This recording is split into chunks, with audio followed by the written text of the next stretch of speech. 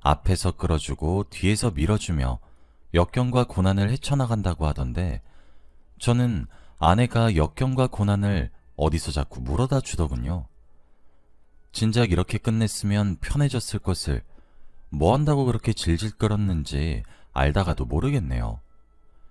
그래서 오늘은 제가 이혼을 하게 된 사연을 한번 써보려고 합니다.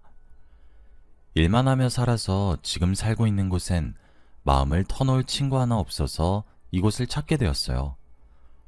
조금 지루하실 수 있으시겠지만 제 이야기를 들어주세요. 저는 저보다 4살 어린 여자를 만났고 결혼을 했습니다. 편의상 아내라고 지칭하도록 하겠습니다. 아내는 참 착한 사람이었습니다. 그래서 제게는 참 지독한 사람이었어요. 저는 돈을 잘 벌어요. 한국에서 세 손가락 안에 드는 대기업에서 일을 하고 있고 연봉도 솔직히 다른 사람들에 비해 매우 여유로운 편입니다. 20대 때 대기업에 취직을 했던 저는 미래에 아주 여유로운 삶을 살 거라 믿어 의심치 않았죠. 물론 높은 연봉인 만큼 회사에서도 정말 소처럼 일을 해야만 했어요. 그러던 도중 30대 초반에 아내를 만나게 되었습니다. 아내에게는 반하게 되었어요. 아내는 꼼꼼했고 생활력이 무척이나 좋았습니다. 절약하는 습관이 몸에 배어있는 듯한 사람이었거든요. 정말 검소한 사람이었어요. 저는 여유로운 집에서 태어나 여유로움을 누리면서 살아서 그런지 그런 아내가 대단하다고 느꼈고 멋지다고 생각했어요. 아내와 연애를 하면서 세상 물정에 대해 공부를 해나가는 기분이었습니다. 솔직히 그때까지는 저는 낭비하는 삶이었다고 해도 과언이 아닐 정도였죠. 현명한 아내에게 저는 점점 더 빠졌고 우린 결국 3년간의 교제를 끝내고 결혼을 하게 되었습니다. 하지만 아내는 비혼주의자였습니다. 모아놓은 돈도 없다고 본인 팔자에 결혼은 사치와도 같은 것이라며 처음엔 결혼을 거부했죠. 하지만 저는 그런 것도 다 괜찮았습니다. 그래서 돈은 결혼하고 모아도 늦지 않았고 내가 많이 모아두었으니 그 돈으로 결혼하자며 매달렸어요. 아내는 그렇게 저와 결혼을 하게 되었습니다. 빈손으로 오면 저희 집에서 싫어할 것이 뻔하니 제가 모아놓은 돈의 절반을 손에 쥐어주었죠. 사실상 아내는 정말 몸만 가지고 결혼을 한 것과 다름없었어요. 신혼집을 저희 부모님이 제 명의로 아파트를 사주셨고 혼수를 아내가 채웠는데 그러면서 사용한 돈이 전부 제가 모았던 돈이었으니까요. 그런데 정말 아무런 상관이 없었어요. 저는 아내와 가정을 만들어 꾸려나가고 싶었고 현명한 사람을 사랑하는 것이 행복했거든요. 그런데 그런 말이 있더라고요. 남의 집 가장은 빼오는 것이 아니라는 말이요. 아내에게는 남동생과 여동생이 하나씩 있습니다. 연애할 적부터 아내도 남부럽지 않게 돈을 잘 버는 사람인데 왜 저렇게 본인에게 매정할 정도로 가혹하게 사는 것인지 이해를 못하고 있었어요. 그런데 결혼은 현실이라더니 결혼하고 나서 모든 것을 알게 되었어요. 제 아내가 처가댁의 가장이었더군요. 남동생은 경찰서를 자주 들락날락거렸고 폭력 전과도 있었습니다. 그리고 여동생은 상간녀 소송을 받았더군요. 뿐만 아니라 아내의 친정집은 월세였어요. 제게 자기 팔자에 결혼은 사치라는 말을 했을 때 전 처음에 이해하지 못했습니다. 처가댁에 결혼을 허락받으러 갔을 때에도 가족끼리 만났을 때도 처가댁은 정말 평범했거든요. 장점이 많은 것도 아닌 집안이었지만 그렇다고 해서 너무 적지도 않은 딱 중간치 평균의 집안 같았습니다. 처남과 처제가 될 사람들도 하나같이 인간미가 넘쳤고요. 그런데 아내가 본인의 부모님과 동생들을 먹여 살리고 있더군요. 제가 처가댁에 대한 진실을 알게 되었을 때 들었던 한 가지 생각은 왜 이제 와서 이런 말을 해주는 거지? 결혼 전에 하지 않다가 갑자기? 이제 와서? 라는 생각뿐이었어요. 제가 정말 배신감이 느껴졌던 순간이 몇 개 있었습니다. 아내와 결혼을 하고 우리 부부 사이에 딸아이 하나가 태어났어요. 그리고 저희 집 경제권을 저는 아내에게 한치의 의심 없이 맡겼습니다. 아이가 6살이 되던 해는 저희가 결혼을 한 지 8년 차가 되던 해였습니다. 아이도 제법 크기도 했고 저희가 살던 동네는 교육열이 그리 높은 동네가 아니었기 때문에 딸아이의 미래를 위해 그동안 모아놓은 돈으로 이사를 가자고 의견을 냈어요. 그런데 아내는 제 의견에 시큰둥한 반응을 보이더군요. 좀 의아하다는 생각만 하고 넘겼습니다. 아내의 의견과 달리 저는 아이 교육을 위해 이사를 가야 된다고 제 의견을 밀어붙였습니다. 제가 계속 논리적인 이유를 들어가며 이사를 주장하니 아내는 그제서야 결혼 8년 만에 제게 진실을 털어놓더군요. 아주 기가 막혀서 그래서 오히려 더욱더 믿겨지지 않는 불편한 진실들을 말이에요. 저는 처음에 아내의 고백을 들으면서 장난치지 말라고 몇 번이나 말을 했는지 셀 수가 없어요. 아내를 믿었기에 경제권을 맡겼던 것인데 그동안 몇 억은 우습게 모았을 줄 알았는데 몇 억은커녕 빚으로만 2억이 있더군요. 통장은 이미 마이너스 통장이었고요. 그나마 저희가 살고 있었던 아파트가 저희 부모님이 제 명의로 물려주셨던 거라서 아파트만 처분하지 못했지 다른 것들은 담보로 잡고 대출을 받고 진짜 돈이란 돈은 싹싹 긁어서 친정에다 퍼부으며 살았더군요. 그렇게 싹싹 긁은 우리 가정의 재산으로 처남의 폭력 사태로 인한 합의금만 1억이 나갔습니다. 이 정도면 말 다 했죠? 그리고 처제 상간녀 소송을 받은 위자료 또한 아내가 내주었더군요. 제 월급을 모은 돈으로 말이에요. 그 돈으로 처가댁을 도운 건데 그렇게 답도 없는 집안을 도울 바에야 밑 빠진 독에 물을 채우는 것이 훨씬 쉬울 겁니다. 처가댁에서 손을 벌리고 벌렸는데 점점 요구하는 돈이 많아졌어요. 나중에는 저희가 모은 돈으로도 어떻게 해결이 되지 않아서 담보로 잡아 대출을 받고 카드로 돌려막기로 했던 거였고 진짜 그 와중에 제가 가장 화가 났던 것은 사채를 끌어다 썼더군요. 그것도 3천만 원이나 말이에요. 사채의 무서움을 몰랐던 건지 머리를 달고 사는 사람이면서 생각이란 걸 하고 살지 않았던 건지 여러분들도 알다시피 사채 빚은 정말 눈덩이처럼 불어납니다. 제가 이사 이야기를 꺼내지 않았다면 8년 차가 아니라 18년 차의 이 진실들을 알았겠죠. 왜 하루라도 일찍 더 말을 하지 않았는지, 왜 아내를 온 마음으로 믿고 맡겼던 것인지 시간을 돌리고 싶었고 믿겨지지가 않았습니다. 이제 은행권에서 대출이 더는 되지 않아서 사채를 썼다는데 이미 이자가 원금을 초과한 상태였죠. 사람이 정말 화가 나고 감당할 수 없는 진실을 알게 되면 불같이 화를 내지 못하더라고요. 차마 믿어지지가 않아서 그저 멍한 상태가 되더군요. 거기서 끝이면 다행이죠. 연애한 기간과 결혼한 기간을 합치면 10년이 넘는 세월인데 그 세월 동안 아내는 제게 월급도 숨겼어요. 만약에 아내가 월급으로 500만 원을 받는다고 하면 제게 150만 원을 줄여서 얘기를 했더라고요. 그리고 150만 원은 친정에다가 보냈고요. 이제서야 제가 이사를 운운하고 있자니 모든 것이 들킬 것이 뻔해서 그런지 술술 자백하더군요. 모아놓은 돈이 있어도 모자랄 판국에 가진 재산 하나 없고 빚만 잔뜩 있으니 제 입장에서는 딱 미치고 팔짝 뛸 것만 같은 심정이었습니다. 친정에서 대체 무슨 난리를 쳤기에 그렇게 많은 돈을 퍼다주고 있었냐고 윽박을 지르니 아내는 움찔하는 기색을 보이더니 변명을 하더라고요. 장인어른이 아내에게 사업 자금을 달라고 했답니다. 사업 미천으로 들어갈 돈을 부탁했대요. 그런데 사업도 망해서 친정에 막대한 빚이 생겼고 그걸 아내가 갚아나가는 중이라지 뭡니까? 그걸 왜 제가 개고생해서 번 돈으로 갚아야 합니까? 진짜 지금 다시 그 상황을 회상해도 어이가 없네요.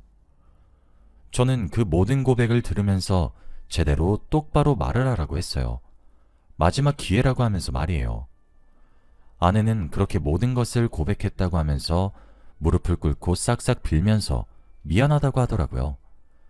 그러면서 제게 그래도 자신을 낳아주고 길러준 부모고 피로 이어진 동생들인데 울면서 도와달라고 매달리는데 외면을 할 수 없었다고 미안하다면서 엉엉 우는 겁니다. 울어야 할 사람은 전데 말이에요. 저는 꼴도 보기 싫으니 당장 집에서 나가라 했습니다. 저 살면서 아내에게 손 한 번 올린 적 없고 언성 한 번 높인 적 없어요. 그래서 아내는 제가 만만해져서 그렇게 작정하고 속였던 걸까요? 제가 욕을 하며 소리를 빽 지르니 아내가 주춤주춤하며 검을 먹은 듯한 태도를 취하고 무서우니까 자기한테 그러지 말라는데 그 모든 행동들도 아내가 의도한 행동처럼 보이고 진짜 그렇게 가증스러울 수도 없고 역겨울 수도 없더군요. 막무가내로 아내를 쫓아냈습니다. 아내에게 집에 허락 없이 들어오면 가만두지 않겠다고 으르렁거리니까 찍소리 못하고 나가더군요. 딸아이가 곤히 자고 있었기에 망정이지 진짜 못 볼 꼴을 보여줄 뻔한 거였죠. 저는 몇 날 며칠 고민에 빠졌습니다. 이혼을 해야 하나 말아야 하나를 말이에요. 저는 결국 엄마를 찾는 딸아이의 모습을 보고 이번 한 번은 용서하기로 했어요. 경제권은 제가 다시 제 쪽으로 돌리는 것은 당연했죠. 제게는 너무 지독한 여자였지만 제 아이에게는 세상에서 제일 좋은 엄마였으니까요. 돈이야 있다가도 없고 없다가도 있는 것이고 정 상황이 힘들어지면 저희 부모님께 조금 기대어도 될 테고 그렇게 합리화를 하면서 아내를 집으로 다시 불러들였습니다. 아내에게 말했어요. 지금 내가 알고 있는 선까지가 마지노선인데 지금 기회 줄 때 숨겨둔 진실이 더 있으면 지금 얘기를 하라고. 이번이 정말 마지막 기회인 거라고요. 그리고 이 시간 이후로 내가 모르고 있는 사실이 하나라도 밝혀진다면 그땐 협의이혼도 못할 줄 알라고 바로 소송으로 들어가겠다고 으르렁거렸죠. 아내를 사랑해서 용서한 것이 아니라고, 용서한 적 없다고. 다만 우리 딸아이가 당신을 따르니 내가 딸 얼굴을 봐서 정말 딸 하나를 위해서 이번은 참겠다고 말이에요. 아내는 고맙다고 하면서 더는 제게 숨기는 비밀이 없다고 했죠. 그래요. 저는 바보같이 그 말을 또 철썩 믿은 것입니다. 아내는 제게 모든 빚을 얘기한 것은 맞아요. 하지만 액수를 속였더군요. 사채로 빌린 돈은 5천만 원이었고 이미 저희에게는 6억에 달하는 빚이 있었습니다. 처가댁도 진짜 진상이죠. 염치가 없어도 정도껏 없어야지 뭐 하자는 겁니까? 남의 집 가장은 빼오는 것이 아니라고 하던데 그 말이 딱 맞는 말이더군요. 제가 진짜 얼마나 만만했던 걸까요? 아니면 저희 집안이 무시를 당했던 걸까요? 대체 언제까지 속일 수 있을 줄 알았을까요? 진짜 여전히 이해할 수 없는 사람이에요. 제 아내는 착한 사람이었어요. 착한 딸이었고 착한 누나였고 착한 언니였죠. 그리고 그렇게 착한 만큼 제게는 아주 지독한 사람이었습니다. 일단 급한 대로 사채빚을 틀어막았어요. 그리고 이혼소송을 준비하기 시작했습니다. 아내가 제게 10년에 가까운 세월 동안 월급을 속였던 점과 남편인 저 모르게 누구와도 상의 없이 경제적인 어려움을 가져온 점, 그리고 저 모르게 빚을 만들어 온 점들을 근거로 삼아서 이혼소송을 걸었습니다. 아내는 제게 추하게 매달렸어요. 저 없이 어떻게 살아야 되겠냐면서 말이에요. 진짜 이렇게 살게 만든 사람이 누군데 저를 매정한 놈 취급을 하는데 어찌나 기가 막히던지. 물론 딸아이의 양육권도 제가 가져왔습니다. 그런 덜 떨어진 여자한테 아이의 교육을 어떻게 믿고 맡길 수 있겠어요. 저는 딸아이를 저희 본가에다가 데려다 줬고 그렇게 이혼을 해나가기 시작했습니다. 나중엔 아내가 본인의 친정 식구들까지 동원해서 제게 매달리더군요. 하긴 처가댁에서 저는 황금알을 낳는 거위와도 마찬가지인 존재였을 테니 간절했겠죠. 간절했고 말고요. 진짜 짧지 않은 세월의 인생을 살아가면서 그렇게 비참하고 화가 나는 경우는 처음이었습니다. 이혼 전문 변호사님도 혀를 내두를 정도라고 입을 해하고 벌리시더라고요. 그동안 가정에 무심했던 것이라고 하면 할 말은 없지만 저는 아내를 믿고 맡긴 죄밖에 없는데 제 신뢰와 믿음을 그렇게 악용한 아내에게 정말 보복하고 싶었습니다. 당연히 이혼 소송에서는 제가 승소를 했고 아주 어렵게 모든 빚을 아내 명의로 넘겨버렸습니다. 사실 부부였기 때문에 보통 아내가 남편 몰래 대출을 받아 빚을 만들어도 함께 갚아나가야 하는 경우가 대다수라고 하더라고요. 아내가 개인적인 사유로 예를 들면 사치, 이런 이유로 만든 것이 아니라면요. 전 아주 어렵게 빚에서 자유로워질 수 있었고 이혼에도 승소했습니다. 저희 부모님은 사건의 전말을 알고 뒷목을 잡으셨습니다. 이 일을 어찌해야 되는 것이냐고 하시면서 말이에요. 저희 부모님도 화가 나서 눈이 돌아갔고 진짜 몇 번 개싸움이 일어나기도 했습니다. 정말 더는 살아갈 의욕이 나지 않을 정도였다고 하면 어느 정도인지 짐작이 가시려나요? 처가댁이 잘 살고 못 살고를 떠나서 그렇게 오랜 기간 동안 제게 모든 것을 숨긴 그 여자가 너무나도 혐오스럽고 온몸에 소름이 끼칠 정도로 무섭고 음습하게 느껴졌습니다. 처가댁은 저와의 이혼을 어떻게든 무마하기 위해 애를 썼지만 소용은 없었습니다. 그렇게 이혼에 성공했고 아이의 양육권도 제게 떨어졌어요. 정말 면접 교섭권까지 박탈하고 싶었는데 법적으로는 아무래도 조금 힘들더군요. 그 이후 제가 정말 더 짜증이 치솟고 화가 났던 이유는 아내는 이혼 소송에 패한 이후 제게 재산분할 소송을 걸었단 것입니다. 정말 제게 일말의 미안함과 죄책감을 가졌다면 그러면 안 되는 것 아닌가요? 살다 무슨 이런 여자를 믿고 맡겼던 것인지 저 스스로가 너무 싫었습니다. 아내가 유책 배우자였기에 패소했습니다.